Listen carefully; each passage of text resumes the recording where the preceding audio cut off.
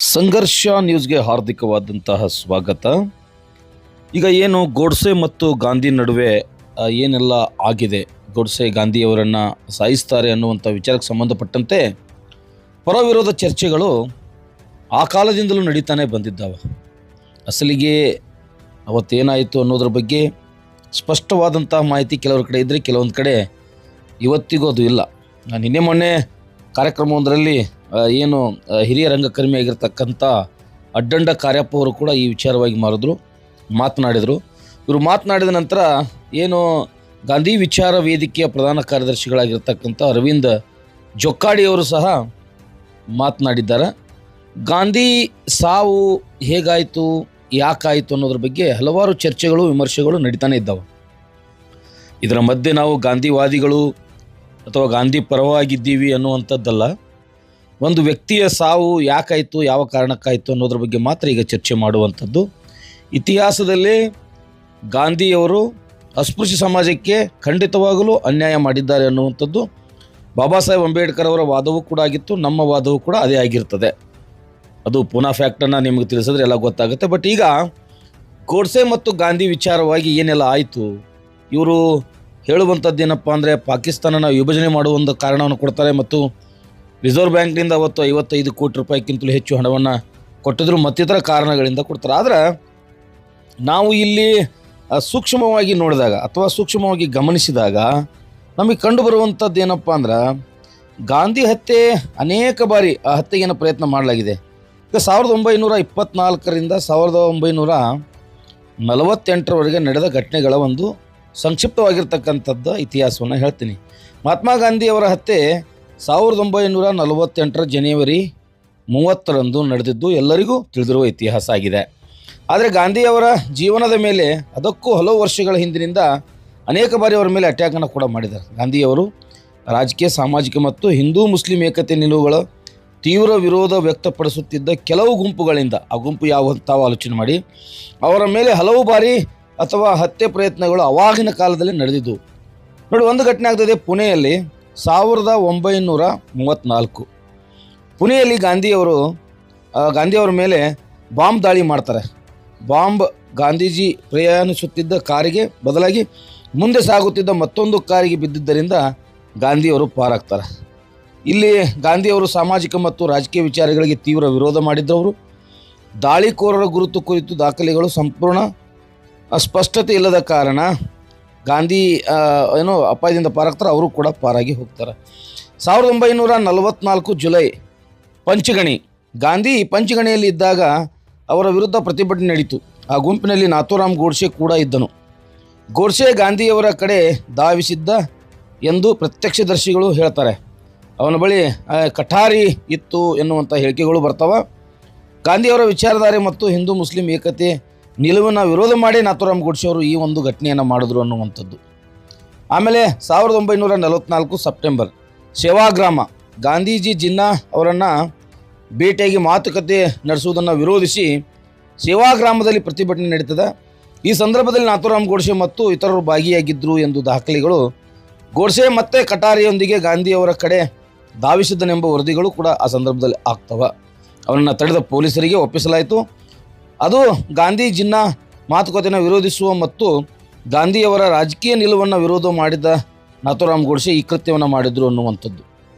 ಇದಾದ ನಂತರ 1946ರಲ್ಲಿ ರೈಲು ಪ್ರಯಾಣ. 1946ರಲ್ಲಿ ಗಾಂಧೀಜಿ ಪ್ರಯಾಣಿಸುತ್ತಿದ್ದ ರೈಲನ್ನು ಹಳಿ ತಪ್ಪಿಸುವ ಪ್ರಯತ್ನ ನಡೆದಿತ್ತೆಂಬ ಹಲವು ಇತಿಹಾಸಕಾರ ದಾಖಲೆಗಳು ಹೇಳ್ತವೆ. ಅದು ಗಾಂಧಿಯವರ ಹಿಂಸಾತ್ಮಕ ವಿರೋಧವಾಗಿತ್ತು. ದಾಳಿಕೋರರ ಗುರುತು ಸ್ಪಷ್ಟವಾಗಲಿಲ್ಲ. ಆ ಸಂದರ್ಭದಲ್ಲಿ ಕೂಡ ಗಾಂಧೀಜಿಯವರು ಪಾರಾದರು. ಇದ್ರ ಹಿಂದೂ ಕೂಡ ಈ ಒಂದು ಗುಂಪಿತ್ತಲ್ಲ, ಇವರಿದ್ದರು ಅನ್ನುವಂಥದ್ದು. ಇನ್ನು 1948ರಲ್ಲಿ ಜನವರಿ 20 ದೆಹಲಿ ಗಾಂಧೀಜಿಯವರ ಜೀವನದ ಕೊನೆಯ ದಿನಗಳಲ್ಲಿ ಮತ್ತೊಂದು ಗಂಭೀರ ದಾಳಿ ನಡೆಯಿತು. ದೆಹಲಿ ಬಿರ್ಲಾ ಹೌಸ್ನಲ್ಲಿ ಗಾಂಧಿಯವರ ಪ್ರಾರ್ಥನಾ ಸಭೆ ನಡೆಯುತ್ತಿದ್ದಾಗ ಮದನ್ಲಾ ಹಪ್ತಾ ಬಾಂಬ್ ಸ್ಫೋಟಿಸಿದನು. ಇದು ದೊಡ್ಡ ಸಂಚಿನ ಭಾಗವಾಗಿತ್ತು, ಆದರೆ ಗಾಂಧೀಜಿ ಯಾವುದೇ ಹಾನಿಯಾಗಲಿಲ್ಲ. ಗಾಂಧಿಯವರ ವಿರುದ್ಧದ ತೀವ್ರ ಸೈದ್ಧಾಂತಿಕ ವಿರೋಧ ಮಾಡಿದರು. ಮದನ್ಲಾ ಪಹಾಪ್ಟಾ ಮತ್ತು ಸಂಚಿನಲ್ಲಿ ಭಾಗಿಯಾಗಿದ್ದ ಇತರರು ಬಾಂಬ್ ದಾಳಿ ವಿಫಲ, ಗಾಂಧಿ ಮತ್ತೆ ಪಾರಾಗ್ತಾರೆ. 1948 ಜನವರಿ 30. ದೆಹಲಿ ಅಂತಿಮ ದುರಂತ ಜನವರಿ 20 ಬಾಂಬ್ ದಾಳಿ ಕೇವಲ 10 ದಿನಗಳ ನಂತರ ಜನವರಿ 30, 1948ರಂದು ದೆಹಲಿಯ ಬಿರ್ಲಾ ಹೌಸ್ನಲ್ಲಿ ಗಾಂಧಿಯವರನ್ನು ನಿಮಗೆಲ್ಲರಿಗೂ ಗೊತ್ತು, ಗುಂಡಿಕ್ಕಿ ಕೊಲ್ಲಲಾಗ್ತದೆ. ಈ ವಿಚಾರವಾಗಿ ಹಲವಾರು ಅಸ್ಪಷ್ಟ ಮಾಹಿತಿಗಳು ಲಭ್ಯ ಇದ್ದಾವೆ. ಮತ್ತು ಇದಕ್ಕೆ ಸಂಬಂಧಪಟ್ಟಂತೆ ಒಂದು ಗೋಡ್ಸೆ ಅವರು ಸುಮಾರು 4.25 ಪೇಜಿನ ಒಂದು ಹೇಳಿಕೆಯನ್ನು ಕೂಡ ಕೊಟ್ಟಿದ್ದರು ಕೋರ್ಟ್ನಲ್ಲಿ. ಅದನ್ನು ಇವರು ಯಾರೂ ಕೂಡ ಬಹಿರಂಗಪಡಿಸೋದಿಲ್ಲ ಅನ್ನುವಂಥದ್ದು. ಎಲ್ಲ ಹೇಳಿಕೆಗಳನ್ನು ಆಧರಿಸಿ ಇದೇನು ಅರವಿಂದ್ ಜೊಕ್ಕಾಡಿ ಅವರು, ಗಾಂಧಿ ವಿಚಾರವಾದಿ, ಅವರು ಕೂಡ ತಮ್ಮ ಫೇಸ್ಬುಕ್ನಲ್ಲಿ ಬಂದು ಹೇಳಿಕೆಯನ್ನು ಕೊಟ್ಟಿದ್ದಾರೆ. ಅವರೇನು ಹೇಳಿದ್ದಾರೆ ನೋಡ್ಕೊಂಡು ಬರೋಣ. ನಿರಂತರ ಸುದ್ದಿಗಳಿಗಾಗಿ ನೋಡ್ತಾ ಇರಿ ಸಂಘರ್ಷ ನ್ಯೂಸ್ ಕರ್ನಾಟಕ. ನಮಸ್ತೆ, ನಾನು ಅರವಿಂದ್ ಜೊಕ್ಕಾಡಿ, ಗಾಂಧಿ ವಿಚಾರ ವೇದಿಕೆಯ ಪ್ರಧಾನ ಕಾರ್ಯದರ್ಶಿ. ನಿನ್ನೆ ಒಂದು ವಿಡಿಯೋ ನೋಡಿದೆ. ಹಿರಿಯ ರಂಗಕರ್ಮಿಯಾಗಿರುವಂಥ ಶ್ರೀಯುತ ಅಡ್ಡಂಡ ಕಾರ್ಯಪ್ಪ ಅವರು 2 ವಿಚಾರವನ್ನು ಹೇಳಿದ್ದಾರೆ. ಒಂದು, ಮಹಾತ್ಮ ಗಾಂಧಿಯವರ ಹತ್ಯೆಯನ್ನು ಖಂಡಿಸ್ತೇನೆ ಅಂತ ಹೇಳೋದು ನಮ್ಮ ವಿಚಾರ ವೇದಿಕೆಯ ಧೋರಣೆಯೂ ಅದೇ. 2ನೇದು, ಮಹಾತ್ಮ ಗಾಂಧಿಯವರ ಹತ್ಯೆಗೆ ಒಂದು ಸಕಾರಣ ಇತ್ತು ಅಂತ ಹೇಳುವ ವಿಚಾರವನ್ನು ಪ್ರಸ್ತಾಪ ಮಾಡಿದ್ದಾರೆ. ಮತ್ತು ಆ ಕಾರಣದ ಬಗ್ಗೆ ಚರ್ಚೆ ಮಾಡಬಾರ್ದು ಅಂತ ಹೇಳುವವರನ್ನು ಖಂಡಿಸ್ತೇನೆ ಅಂತಲೂ ಹೇಳಿದ್ದಾರೆ. ತುಂಬ ಒಳ್ಳೆಯ ವಿಷಯ, ಅದನ್ನು ಸ್ವಾಗತಾರ್ಹವಾದಂಥ ತೀರ್ಮಾನ. ಆದರೆ ಇಲ್ಲಿ ಚರ್ಚೆಗಳು ನಡೀಬೇಕಾಗಿದೆ. ಯಾವ ಕಾರಣಕ್ಕೆ ಅಂತ ಹೇಳಿದರೆ, ಮಹಾತ್ಮ ಗಾಂಧಿಯವರ ಹತ್ಯೆ ಯಾವ ಕಾರಣಕ್ಕಾಯಿತು ಅಂತೇಳಿ ಹೇಳುವಂಥದ್ದು, ಗೋಡ್ಸೆಯೇ ಹೇಳಿದ್ದಾನೆ ಅಂತೇಳಿ ಹೇಳುವಂಥ 1-2 ಅಂಶಗಳು. ಪಾಕಿಸ್ತಾನಕ್ಕೆ 55 ಕೋಟಿ ರೂಪಾಯಿ ರಿಸರ್ವ್ ಬ್ಯಾಂಕಿನ ಹಣವನ್ನು ಕೊಡಬೇಕು ಅಂತ ಹೇಳಿದಂಥದ್ದು ಒಂದು. ಇನ್ನೊಂದು, ದೇಶ ವಿಭಜನೆ ಆದದರ ಸಿಟ್ಟು ಇತ್ಯಾದಿಯಲ್ಲಾಗಿ ಮಹಾತ್ಮ ಗಾಂಧಿಯವರ ಹತ್ಯೆಯಾಗಿದೆ ಅಂತೇಳಿ ಹೇಳುವಂಥ ವಿಷಯ ಸುದ್ದಿಯಲ್ಲಿತ್ತು. ಆದರೆ 3 ಅಂಶಗಳನ್ನು ನಾನು ಪ್ರಸ್ತಾಪ ಮಾಡಲಿಕ್ಕೆ ಬಯಸ್ತೇನೆ. ಮಹಾತ್ಮ ಗಾಂಧಿಯವರ ಹತ್ಯೆಯ ಪ್ರಯತ್ನ 1944ರಲ್ಲಿ ಪಂಚಗಣಿಯಲ್ಲಿ ಮತ್ತು ಸೇವಾಗ್ರಾಮದಲ್ಲಿ 2 ಕಡೆ ನಡೆದಿತ್ತು. ಮತ್ತು ಈ 2 ಪ್ರಕರಣದಲ್ಲಿಯೂ ಕೂಡ ಗೋಡ್ಸೆ ಭಾಗಿಯಾಗಿದ್ದ. ಆದರೆ 1944ರಲ್ಲಿ ದೇಶ ವಿಭಜನೆಯೂ ಆಗಿರಲಿಲ್ಲ, ಪಾಕಿಸ್ತಾನಕ್ಕೆ 55 ಕೋಟಿ ರೂಪಾಯಿ ಕೊಡುವಂಥ ಪ್ರಸ್ತಾವನೆಯೂ ಬಂದಿರಲಿಲ್ಲ. ಹಾಗಿರುವಾಗ 1944ರಲ್ಲಿ ಗೋಡ್ಸೆ ಇನ್ವಾಲ್ವ್ ಆಗಿದ್ದು ಮಹಾತ್ಮ ಗಾಂಧಿಯವರ ಹತ್ಯೆಗೆ ಕಾರಣವಾದಂಥ ಅಂಶಗಳು ಯಾವುದಿರಬಹುದು, ಇದರ ಬಗ್ಗೆ ಚರ್ಚೆ ನಡೀಬೇಕಾಗಿದೆ. 1944ರಲ್ಲಿ ಗೋಡ್ಸೆ ಇನ್ವಾಲ್ವ್ ಆಗಿ ಹತ್ಯೆಗೆ ಪ್ರಯತ್ನ ಪಡಲಿಕ್ಕೆ ಕಾರಣಗಳೇನು ಅನ್ನೋದು ಒಂದು ಚರ್ಚೆ ಆಗಬೇಕಾದ ಅವಶ್ಯಕತೆ ಇದೆ. 2ನೇ ಪ್ರಶ್ನೆ ನನ್ನ ಮುಂದೆ ಇರುವಂಥದ್ದು ಏನು ಅಂತ ಹೇಳಿದರೆ, ಗಾಂಧಿಯವರ ಹತ್ಯೆಗೆ ಸಕಾರಣ ಇತ್ತು ಅಂತೇಳಿ ಹೇಳುವುದನ್ನು ಅಡ್ಡಂಡ ಕಾರ್ಯಪ್ಪನವರಂತಹ ಹಿರಿಯ ರಂಗಕರ್ಮಿಯವರು ಪ್ರಸ್ತಾಪ ಮಾಡುವುದಾದರೆ ಅದಕ್ಕೆ ಏನಾದರೂ ಒಂದು ದಾಖಲೆಗಳಿರಬೇಕು. ಈಗ ಗೋಡ್ಸೆ, ನಾರಾಯಣ ಆಪ್ಟೆ ಇತ್ಯಾದಿ ಹುಡುಗರೆಲ್ಲ ಸೇರಿಕೊಂಡು ಒಂದು ಸೈಕಿಕ್ ಟೈಪಿನ ರೀತಿಯಲ್ಲಿ ಏನೋ ಹುಚ್ಚುಚ್ಚಾಗಿ ಏನೋ ಮಾಡಿ ಕೊಲೆ ಮಾಡಿದರು ಅಂತೇಳಿ ಹೇಳಿದರೆ ಅದು ಏನೋ ಒಂದು ತಪ್ಪು ನಿರ್ಧಾರ ಆಗಿದೆ, ತಪ್ಪು ತಿಳುವಳಿಕೆ ಆಗಿದೆ ಅಂತ ಅಂದುಕೊಳ್ಬೋದು. ಆದರೆ ನಿಜವಾಗಿಯೂ ಸಕಾರಣ ಇತ್ತು ಅಂತೇಳಿ ಹೇಳುವಂಥದ್ದನ್ನು ಒಂದು ಪ್ರಬುದ್ಧ ವ್ಯಕ್ತಿಗಳು ಹೇಳುವುದಾದರೆ ಅಂಥ ಸಕಾರಣವನ್ನು ನಿರ್ಧರಿಸಿದವರು ಯಾರು? ಯಾಕೆಂದರೆ ಗೋಡ್ಸೆ ಸ್ವಾತಂತ್ರ್ಯ ಹೋರಾಟಗಾರ ಅಲ್ಲ, ಸಾಕಷ್ಟು ಜೀವನಾನುಭವ ಇರುವಂಥ ಹಿರಿಯ ವ್ಯಕ್ತಿಯೂ ಅಲ್ಲ.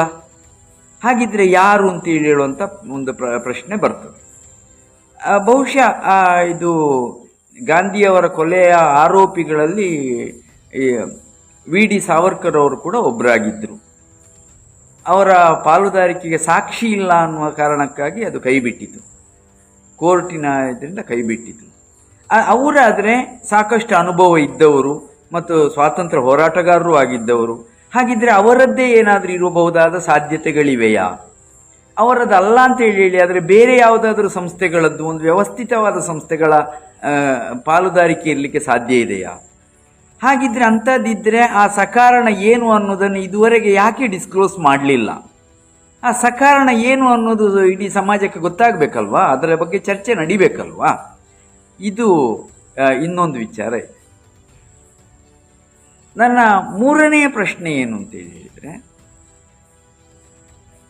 ಗಾಂಧಿ ಹತ್ಯೆಯನ್ನು ತಾನು ಯಾಕೆ ಮಾಡಿದೆ ಅಂತೇಳಿ ಹೇಳೋದನ್ನು ಗೋಡ್ಸೆ ಕೋರ್ಟಲ್ಲಿ ಹೇಳಿದಂಥದ್ದು ಅದು 4 ಪುಟದ ಸ್ಟೇಟ್ಮೆಂಟ್. ಅದು ಇದೆ ನನ್ನ ಹತ್ರ, ಎಕ್ಸ್ಟ್ರಾಕ್ಟ್ ಇದೆ. 4 ಪುಟದ ಸ್ಟೇಟ್ಮೆಂಟ್. ನಿಜವಾಗಿಯೂ ಸಕಾರಣ ಇತ್ತು ಅಂತ ಯಾರಾದರೂ ಭಾವಿಸುವುದಾದರೆ ಆ 4.5 ಪುಟದ ಸ್ಟೇಟ್ಮೆಂಟನ್ನು ದೇಶಕ್ಕೆ ಡಿಸ್ಕ್ಲೋಸ್ ಮಾಡಬೇಕಾಗಿತ್ತು. ಆದರೆ ಅದು ಹಾಗೆ ಡಿಸ್ಕ್ಲೋಸ್ ಆಗುವುದಿಲ್ಲ. ಬದಲಿಗೆ ಅದನ್ನು ಗೋಡ್ಸೆಯ ತಮ್ಮ ಗೋಪಾಲ್ ಗೋಡ್ಸೆ ತಾನು ಹಲವಾರು ಕಲ್ಪನೆಗಳನ್ನು ಸೇರಿಸಿಕೊಂಡು ಸುಮಾರು 150-180 ಪುಟಗಳಷ್ಟು ವಿಸ್ತೃತವಾದ ಪುಸ್ತಕವಾಗಿ ಬರೆದು ನಾನೇಕೆ ಗಾಂಧಿಯನ್ನು ಕೊಂದೆ ಅಂತೇಳಿ ಹೇಳುವ ಪುಸ್ತಕವನ್ನು ಬರ್ತದೆ.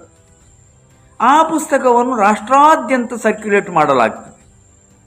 ಹಾಗಿದ್ರೆ ಅಲ್ಲಿರುವ ಪ್ರಶ್ನೆ, ನಿಜವಾದ ಕಾರಣ ಇದ್ದರೆ ಗೋಡ್ಸೆ ಏನು ಹೇಳಿದಾನೋ ಅದನ್ನು ಪ್ರಕಟ ಮಾಡಬೇಕಾಗಿತ್ತು. ಆ ಕಾರಣಕ್ಕೆ ಹೆಚ್ಚಿನದನ್ನು ಸೇರಿಸಿ ಅದನ್ನು ದೇಶಾದ್ಯಂತ ಸರ್ಕ್ಯುಲೇಟ್ ಮಾಡಬೇಕಾದಂಥ ಅವಶ್ಯಕತೆ ಇತ್ತು ಅಂತೇಳಿ ಹೇಳೋದಾದರೆ ಅಲ್ಲಿ ನಿಜವಾಗಿ ಸಕಾರಣ ಇದ್ದದ್ದೋ ಅಲ್ಲ ಕಾರಣಗಳನ್ನು ಸೃಷ್ಟಿ ಮಾಡಲಿಕ್ಕೆ ಪ್ರಯತ್ನ ಪಟ್ಟದ್ದೋ ಅನ್ನುವಂಥ ಪ್ರಶ್ನೆ ಬರ್ತದೆ. ಇದು ಕೂಡ ಸಾರ್ವಜನಿಕವಾಗಿ ಸಾಕಷ್ಟು ಚರ್ಚೆ ಆಗಬೇಕಾದಂಥ ವಿಚಾರ ಅಂತ ನಾನು ಅಂದುಕೊಂಡಿದ್ದೇನೆ. ಇನ್ನೂ ಒಂದು ಅಂಶ ಬರ್ತದೆ. ಅದು ಏನು ಅಂತೇಳಿ ಹೇಳಿದರೆ, ಗಾಂಧಿ ಹತ್ಯೆಯ ಹಿನ್ನೆಲೆಯಲ್ಲಿ RSS ಅನ್ನು ಅಂದಿನ ಗೃಹ ಸಚಿವರಾಗಿದ್ದಂತಹ ಸರ್ದಾರ್ ವಲ್ಲಭಭಾಯಿ ಪಟೇಲ್ ಅವರು ತಾತ್ಕಾಲಿಕವಾಗಿ ಅದನ್ನು ನಿಷೇಧ ಮಾಡಿದರು. ಆದರೆ RSSನವರು ನಮ್ಮ ಕೈವಾಡ ಇಲ್ಲ ಅಂತೇಳಿ ಹೇಳಿದ್ದಾರೆ ಮತ್ತು ಅವರ ಪ್ರಾರ್ಥನಾ ಗೀತೆಯಲ್ಲಿ ಗಾಂಧಿಯ ಹೆಸರಿರುವಂಥ ಗಾಂಧಿ ರಾಧೃತಃ ಅಂತೇಳಿ ಹೇಳುವಂಥ ಇದು ಪ್ರಾರ್ಥನೆಯನ್ನು ಅವರು ಮಾಡ್ತಾರೆ. ಅವರು ಇಲ್ಲ ಅಂತ ಅವರು ಹೇಳಿದ್ದಾರೆ, ಅದನ್ನು ನಾವು ನಂಬಬೇಕು. ಯಾಕೆ ಅಂತೇಳಿ ಹೇಳಿದರೆ ಮಹಾತ್ಮ ಗಾಂಧಿಯವರು ಹೇಳ್ತಾರೆ, ಯಾರು ನಾನು ತಪ್ಪು ಮಾಡಲಿಲ್ಲ ಅಂತೇಳಿ ಹೇಳ್ತಾರೋ ಆವಾಗ ಆ ಮಾತನ್ನು ನಾವು ನಂಬಬೇಕು ಅಂತೇಳಿ. ಅದನ್ನು ನಂಬಬಹುದು, ನಂಬ್ತೇನೆ. ಆದರೆ ಇಲ್ಲಿರುವಂಥ ಪ್ರಶ್ನೆ ಏನು ಅಂತೇಳಿ ಹೇಳಿದರೆ, ಸರ್ದಾರ್ ಪಟೇಲರು ನಿಷ್ಪಾಪಿಗಳನ್ನು ನಿಷೇಧ ಮಾಡಿದ ಹಾಗೆ ಆಗಲಿಲ್ವಾ? ಹಾಗಾದರೆ ನಿಷ್ಪಾಪಿಗಳು ತಪ್ಪೇ ಮಾಡದವರನ್ನು ನಿಷೇಧ ಮಾಡಿದಾಗ ಅದನ್ನು ರಿವೋಕ್ ಮಾಡುವಾಗಾದರೂ ಕೂಡ ಸರ್ದಾರ್ ಪಟೇಲ್ ಅವರು ನನ್ನಿಂದ ತಪ್ಪಾಗಿದೆ, ನಾನು ಅದನ್ನು ವಿಷಾದವನ್ನು ಸೂಚಿಸ್ತೇನೆ ಅಂತೇಳಿ ಹೇಳಿದ್ರಾ ಅಂತೇಳಿ ಹೇಳುವಂಥ ಪ್ರಶ್ನೆ.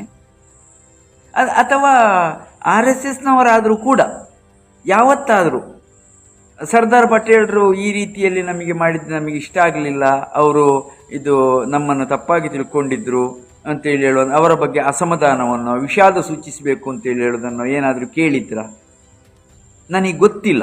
ಆದ ಕಾರಣ ಈ ಹಿರಿಯರಾದ ಅಡ್ಡಂಡ ಕಾರ್ಯಪ್ಪ ಅವರು ರಂಗಾಯಣದ ನಿರ್ದೇಶಕರಾಗಿದ್ದಾಗ ನನ್ನನ್ನು ಮೈಸೂರಿಗೆ ಕರೆಸಿ ಮಹಾತ್ಮ ಗಾಂಧಿಯವರ ಬಗ್ಗೆ ಒಂದು ದಿವಸದ ವಿಚಾರಗೋಷ್ಠಿಯಲ್ಲಿ ನನ್ನ ಹತ್ರ ಭಾಷಣ ಎಲ್ಲ ಮಾಡಿಸಿ ನನ್ನನ್ನು ಅತ್ಯಂತ ಗೌರವದಿಂದ ಪ್ರೀತಿಯಿಂದ ಕಳಿಸಿಕೊಟ್ಟಿದ್ದಾರೆ. ಅಂಥ ಹಿರಿಯರು ಇಂಥ ವಿಚಾರವನ್ನು ಪ್ರಸ್ತಾಪ ಮಾಡಿದಾಗ ಅವರು ಇದನ್ನು ಕಾರಣಗಳು ಸಾರ್ವಜನಿಕ ಚರ್ಚೆ ಆಗಬೇಕು ಅಂತೇಳಿ ಹೇಳಿದ್ದಾರೆ. ಅದು ಆಗಬೇಕು ಅಂತ ನಾನು ಸಹ ಬಯಸ್ತೇನೆ.